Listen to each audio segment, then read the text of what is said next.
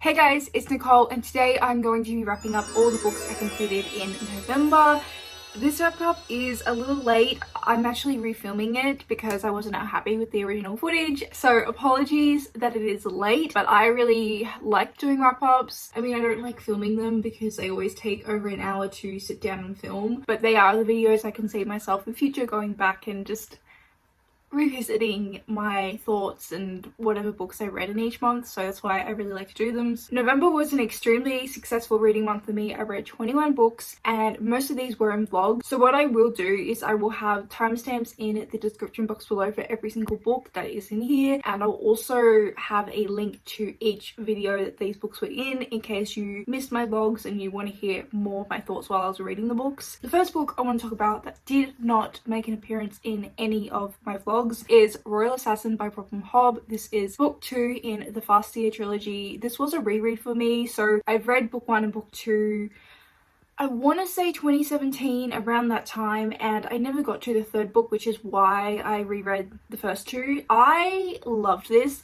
I gave it like a 4.5, maybe 4.25 when I first completed this book, but I can't stop thinking about it. So I really need to bump it up to a 5 stars. So essentially this book follows a boy called Fitz, and when he's 6 years old he is taken in by the royal family. He is a bastard to the prince in waiting, and so in order to make sure that he never grows up and tries to have any claim to the throne, the king decides, sorry, his grandfather decides to make Fitz a assassin and spy. So we watch him grow up in the shadows of the court and he is trained as an assassin and spy. We see his role in the court. He also has two sort of sets of magical abilities, one that he inherited from his mother, one that he inherited from his father. I just adore him. I adore this world. I adore all the court intrigue. I loved how contained this story is and just how much depth there is to everything that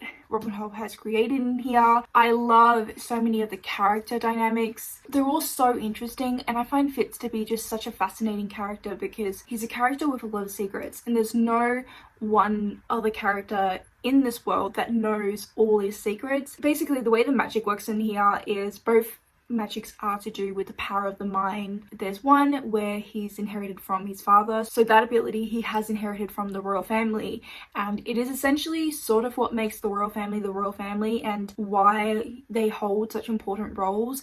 They can sort of keep away enemies while using their mind. They can also communicate with one another through the mind. And then his mother also has some other sort of bond and mind ability which he has also inherited, but it's to do with beasts. So Fitz in here can bond with beasts and he can understand and communicate to them through his mind. It's really interesting though because the ability he's inherited from his mother, it's an ability that is very misunderstood and it's looked down upon if people are shown to have that sort of ability, so that's an ability he has to keep secret. It's just so fascinating, so interesting. I think what I just love is there's just so much that has to be kept from all the other characters. I just really love that dynamic. I just love Fitz so much. I just love how well we get to know this world and this court and these characters and their motives. I definitely don't think this would be for everyone. It is a slower fantasy. It is more of a quiet fantasy, which I really love because I feel like assassins are realistically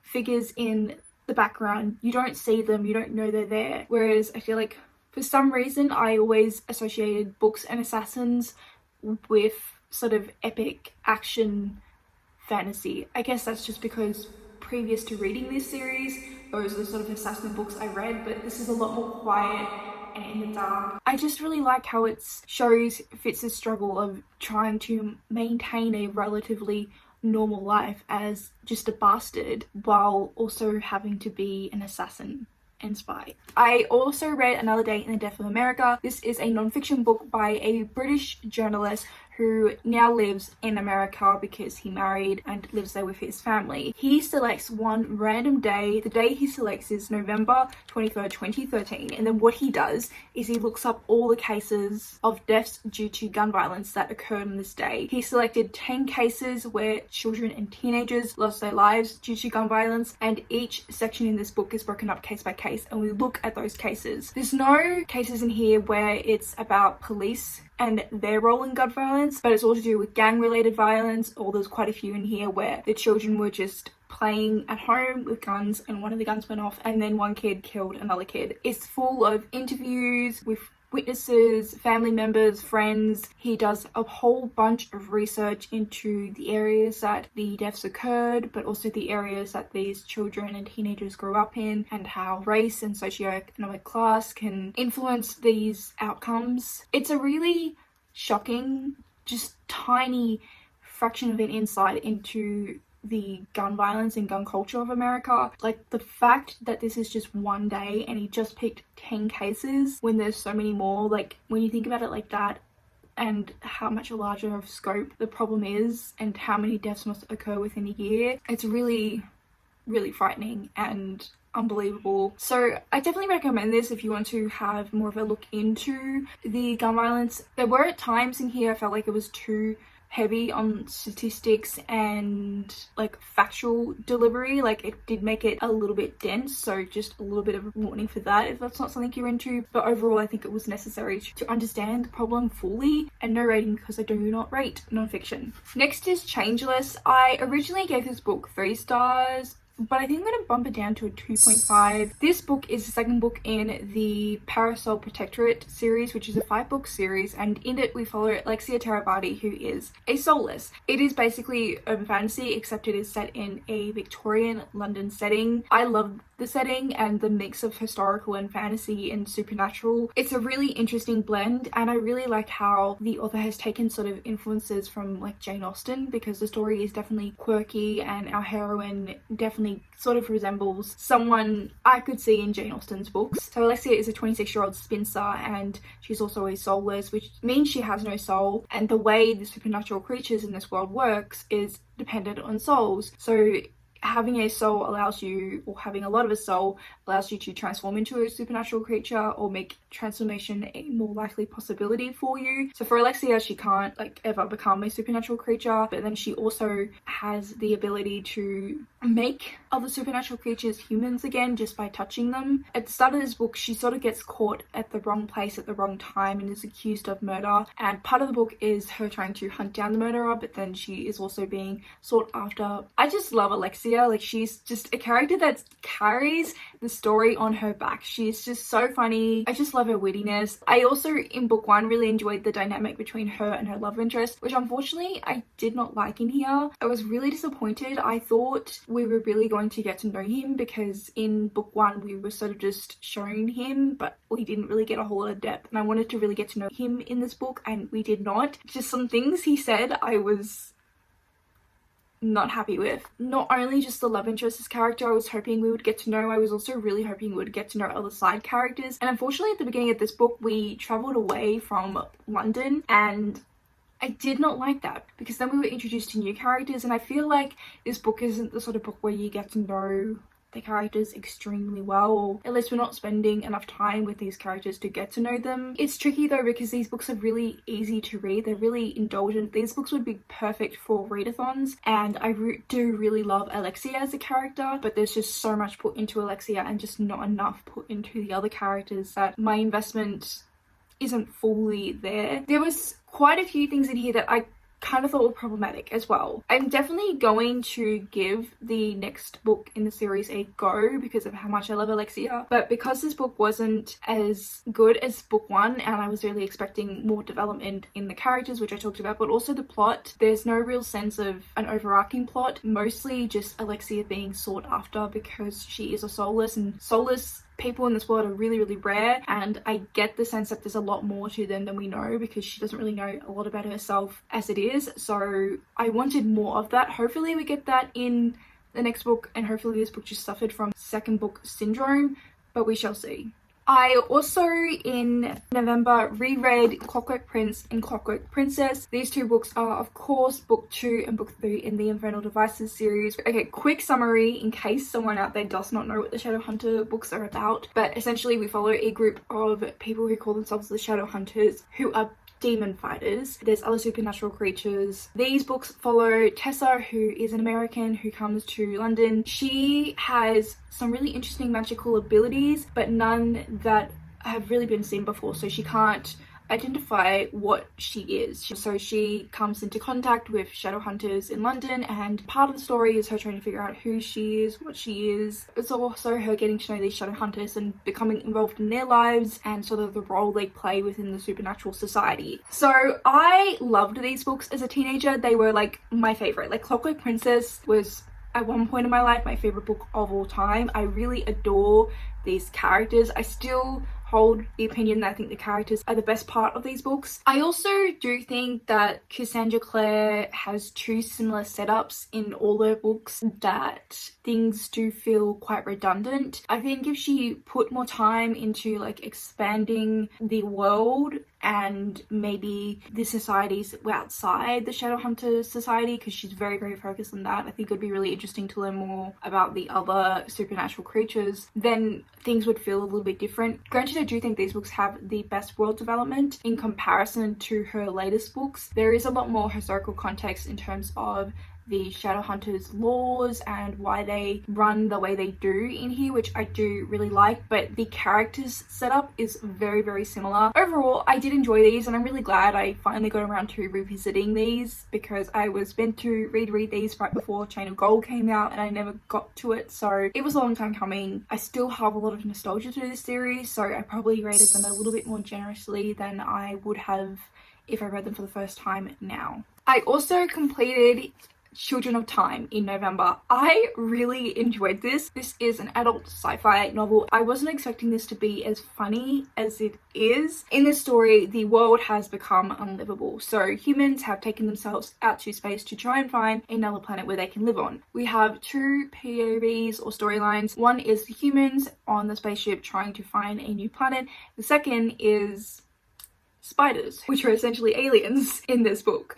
I really loved following the spiders. It was really interesting, the comparison between the human society and the alien society, because the humans were like a patriarchy, but the aliens were a matriarchy, and just the comparison in their societies, but also in the characters and the reflection between the two. It was so interesting and just also so funny. I wasn't expecting this book to be as funny as it was. Like, I found the spiders hilarious. So yeah, basically this book is our first contact with aliens, and I just really enjoyed the tone of the story. It was really unexpected because I was expecting this to be a much denser story, but it wasn't at all, and I found it so easy to get into, and I read it so quickly. It makes me excited to pick up more sci-fi books in the future. As much as I had fun and enjoyed reading this book, I did settle on a 4.25 star rating, just because the characters are characters written in a way that you are supposed to relate to them. They're written in a way to deliver a concept more, although I really appreciate that, because then that gives you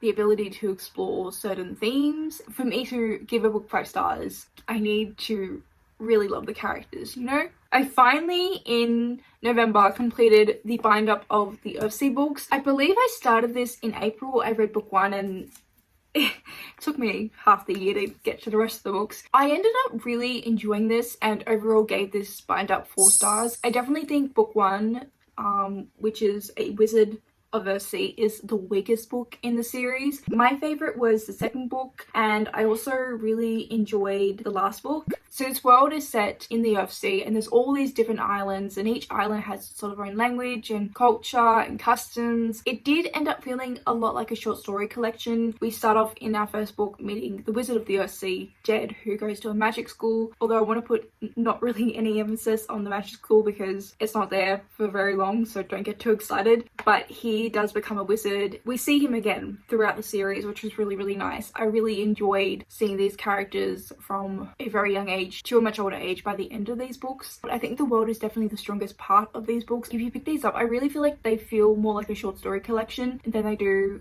feel like full novels. First of all, most of these stories are quite short, but I think especially in terms of the plot and what happens within the plot, it feels more short story like. Ultimately, though, the sort of lack of plot or minimal plot, I don't want to say lack of plot because there was plot, but minimal plot and sort of minimal action didn't really bother me too much because I really did become attached to just being in this world, and I'm glad I finally got around to this. There's still 2 other books in this series, I believe, that unfortunately are not in this binder for some reason, so I'll have to try and get my hands on them at some point because I would love to finish off this series. I also read A Man Called Uwe. I gave this book 2.5 stars. It ended up not being exactly my cup of tea, mostly because I found that the main character, who is an old grumpy man, the story is about him sort of reconnecting and having quite a sweet relationship with his new neighbors, but I found that he was just such a stereotype of an old man. There was a lot of him not being able to like use technology, and him being really grumpy, and him misunderstanding and misinterpreting things, which is okay, but like for a character driven story, I wanted something that I was not going to expect and that wasn't so stereotypical, because this book ended up just being exactly what I expected it to be. I did say in the vlog where I read this book that this book is just the book version of Up, and that's pretty much what it is, especially in terms of the main character. I then read Pachinko. I really enjoyed this book. I gave it 3.75 stars. This book is set during the Japanese occupation of Korea. So this story focuses on multiple generations of this Korean family who find themselves in Japan during this occupation. I really liked how this showed not necessarily the events, but what was happening during this time and how that impacted each generation in different ways. There was a lot of things I didn't know. For example, like once the conflict between Japan and Korea ended, the Koreans who were living in Japan, they couldn't go back to Korea unless they certified themselves as Japanese citizens. There's just a lot of really heartbreaking but also important to learn and know.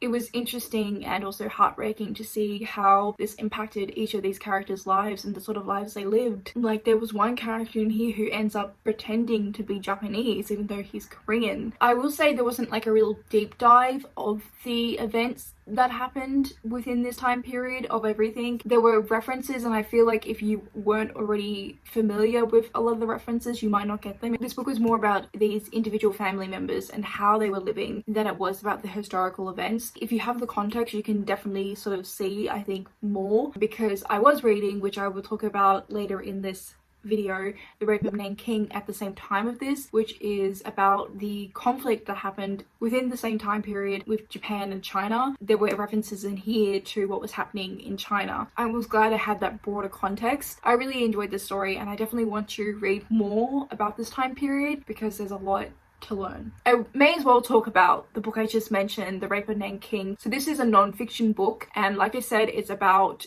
Japan and China. So in 1937, Japan invaded China. They invaded a city called Nanking, and they were really brutal. They did mass killings, mass rape. The Rape of Nanking is referred to as the Forgotten Holocaust, and this book is all about what happened. It talks about the events leading up to Nanking, it talks about the events after, what actually happened in there. It goes into really graphic detail. What's really awful is Japan has never publicly apologized for this. I read this because if you have ever heard of the Poppy War and chapter 21 in here, you would know it's a really brutal look at the aftermath of war, and chapter 21 is actually based on the events of the Rape of Nanking, so I wanted to read that to get the historical context for the Poppy War, because I did also read the Poppy War in November. This was a reread for me. This is one of my favorite books. I love this book. We follow Rin, who is a war orphan. She is adopted into a quite poor family and they have plans to marry her off, but she does not want to be married off to an older man, so she decides and studies her butt off to get herself into a military academy, which she successfully does. So part of the story is us following her at the military school, and we see her training and her schooling, and the second half is her delving into war and sort of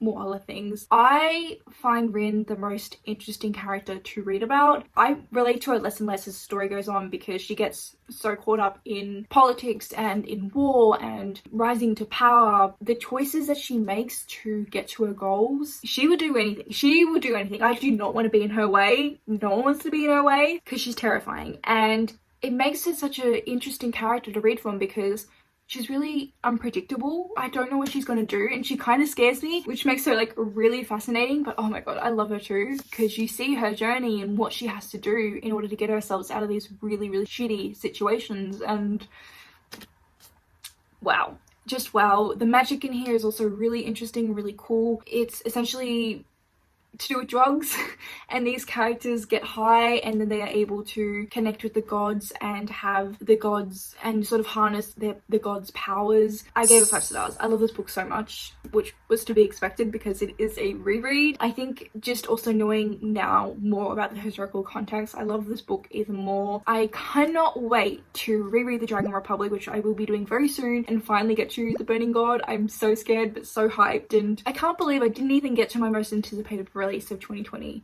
That is actually so sad. I also completed the last 2 books in the Diviners series, so Before the Devil Breaks You, which was a reread for me, and the last book, which was my first time reading it, King of Crows. The Diviners is set in the 1920s and it's set in New York, and we follow a group of individuals who are coming into their powers, so they're the Diviners. Essentially the first 2 books is sort of the Diviners coming together, and by the 3rd book, Before the Devil Breaks You, we have our gang all together. I felt like with Before the Devil Breaks You, is a lot of things were kind of getting rushed through and everything was trying to be done, and I thought at first that everything was getting tied up, things were happening in a certain way in order to set up the final book. However, the way the final book went down was just like the most disappointing thing. I still cannot fathom how disappointing King of Crows was. The main disappointment was the villain. The way the stakes were set in the first 2 books and the way the villains were developed. So book 1 and book 2 have their own individual villains, but there is a larger villain who sort of overarches in the entire story. So he is the big bad guy who comes out in the final book, and the way he was set up in the first 2 books and even sort of in book 3, not as much, but definitely the first 2 books, he was so intimidating, so threatening, so terrifying. Like, also because the 2 individual villains from book 1 and book 2 were so terrifying, I got the impression that this guy was going to be like 10 times worse. Biggest friggin' letdown, and it also ended up not becoming largely about the villain. I didn't like the last book as well because we ended up traveling outside of New York and meeting these new characters, and I don't think it's necessary to meet so many new characters in a final book in a series. There was so much unnecessary stuff that happened in the last 2 books, especially the last book, that it just really ruined the series, and the potential that I had seen from book 1 was gone. It was non-existent, unfortunately. So I gave Before the Devil Breaks You 3.5 stars, which obviously is a good rating, but considering I gave like the first 2 books like 5 stars, and then I gave the last book 1 star because it was not it. The only thing I can say that's really positive is I do really love these characters, and I think they hold up a large amount of this story, and I think that was sort of almost maybe the problem because the author, I felt like, I don't know, my assumption is that she got very attached to these characters and just sort of wanted to spend more time with them, whereas we should have been focusing on plot and also how the magic works and just sort of other things, but we missed that opportunity, unfortunately. I also read this adorable graphic novel called Book Love, which is basically a little tribute to book lovers. There's no plot in this, there's no story or characters at all. It's just a tribute to loving books. There's things like the process of buying new books. It talks about like waiting for the next books in the series, staying up all night reading books, what it's like to sniff books, and it's just the essential book for book lovers. It's adorable. I actually think this would be like such a good gift to give to a fellow book lover. So obviously I gave this book 5 stars. How could I not love it? Okay, I reread Temeraire and I read Throne of Jade, which is the sequel. I did not love this series. Part of my issue is I do think they're quite heavy on the historical fiction and light on the fantasy, and I wanted more fantasy. Essentially, these books are set during the Napoleon War period, and we follow a captain, Will, who comes across a dragon who hatches, and the dragon bonds with Will, and therefore Will has to raise the dragon. He also has to give up his current role as a naval captain and his status within society and amongst his family and his heritage, then becomes a dragon trainer and races Temeraire amongst the other dragon trainers, and they work for the military. I also just did not like the character of Will Lawrence, and we didn't really get to know other characters apart from the dragon as well. I just thought they were boring, and I did not care for the dynamic. There wasn't a whole lot that happened in here in terms of plot either.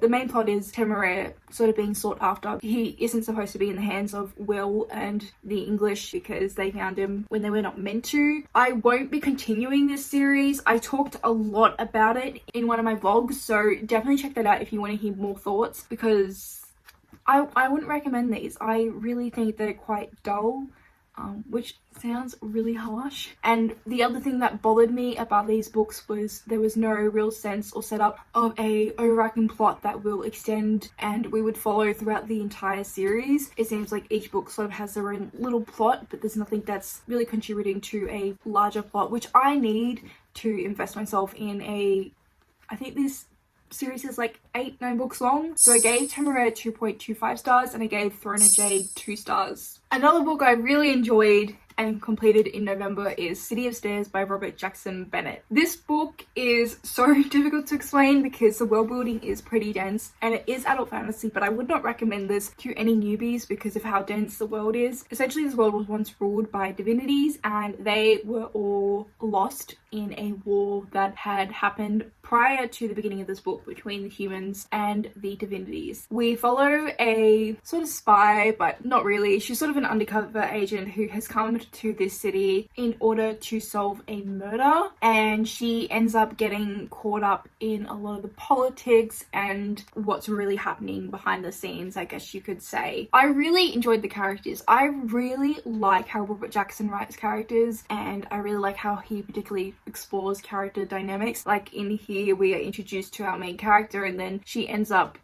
meeting up or accidentally encountering, I guess is what I should say, an old love, and that sort of ends up being like this really interesting dynamic. There's a lot of world building. I feel like world building is what is quite heavily focused on in here, and like I said, it can be quite dense to get into, but once you do, it's like so interesting and intricate. I really liked how this book explored divinities as well, and also the world after them no longer existing, because there were like, you know, religious groups and cults that would worship them, but those sort of people were still existing and sort of trying to still live that sort of life. And then there's also still the architecture around that the divinities like made, and there's like statues of worship. So it's like they've got this like looming presence over the city and over the story, and this story is sort of about the divinities coming back or not being completely gone in some sort of form. And I just love anything with gods in general, so it was just my cup of tea exactly, and I gave this book 4 stars. I then completed Never Let Me Go. This book I had a really weird experience with. Essentially, we follow a character called Kathy who is talking to you and telling her story of when she was younger and she was raised in this boarding school that is really, really weird, and she talks about her relationship with 2 of these other students who she had a very close friendship with. That's kind of it. Like, there's other stuff that's happening, and the boarding school isn't a normal one, I guess. I think my favorite thing about this book was there was definitely like a sinister tone to the story overall. Like, it was really gloomy, and this was a character-driven story, but I just did not vibe with the characters or care for them or care for the dynamic, and I think you were really supposed to feel invested in this friendship, which I just didn't.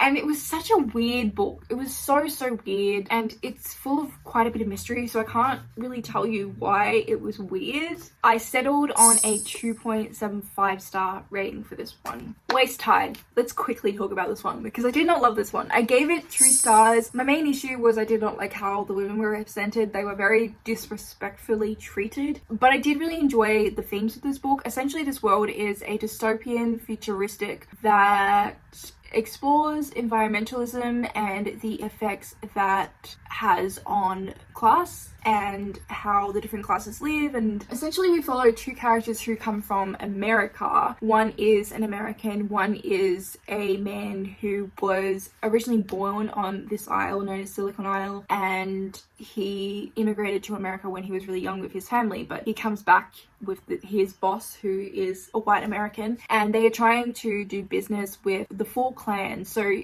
they're trying to figure out which clans will work with them. The way Silicon Isle works is there are 4 main clans and families that run the Isle. So Kaizon, who is the character that was born in Silicon Isle and raised in America, he's sort of the main character, and he ends up at the beginning of this book meeting a girl called Mimi who is from the lowest class in society, and she is what you call a waste girl. So that's sort of her role, but also it identifies her as someone at the bottom of the hierarchy. He gets involved with her. They kind of are immediately infatuated with one another. He then sort of starts to want to help her, and then he also sort of gets involved in the lower class of the society. And this book sort of does end up becoming a bit of a class war and explores themes of class and environmentalism, which I did enjoy to a certain extent. I just did not like the characters. Like, just the way the female character was written was like really offensive. Kazan was just sort of there to be her savior. But I do think that it was really interesting because these characters definitely reflected the environment, and I really did appreciate that. I also completed Little Fires Everywhere on audio, and oh my god, I loved this book. I gave it 5 stars. We are following 2 families. We have one family where it's a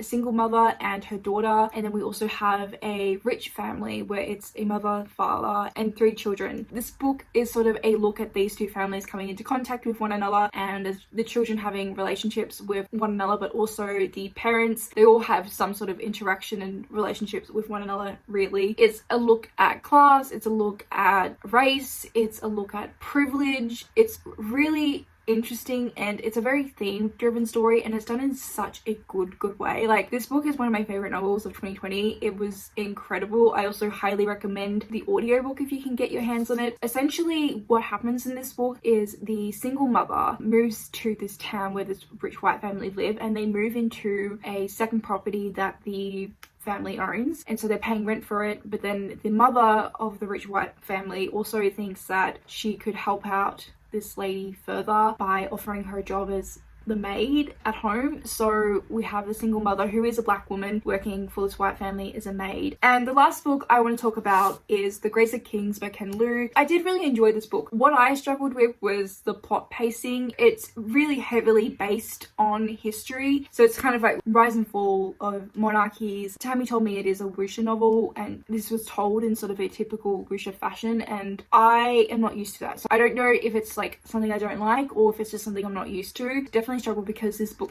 spanned over, I want to say, like 20-30 years, and it was sort of jarring to me just how fast we were moving along. I definitely do want to give book 2 a go, just because I sort of know what to expect, and I've heard that there's a lot more female characters in book 2, so hopefully I really like this, because I definitely did want more from the female characters in this book, but it is quite heavily based on history. My favorite part of the book was definitely the gods and their sort of meddling with humans, and I just love anything to do with gods. I find them so, I don't know, I just always find them so interesting. And I did enjoy this because I gave it 3 stars. It was just jarring is the only way I would put it. It was told in a way that I'm not familiar with at all. So hopefully when I get to book 2, because I know what to expect, I have better luck with it. Okay, that is the end. I've been filming for over an hour, so please make sure to check my description box and go to any vlogs if you want to hear any additional thoughts on any of these books, because look how many there are. But if you've made it this far, please leave me the star or one of the star emojis. Thank you so much for making it this far, and thank you so much for watching, and I really hope that you're enjoying whatever you're currently reading, and I hope to see you next time. Bye!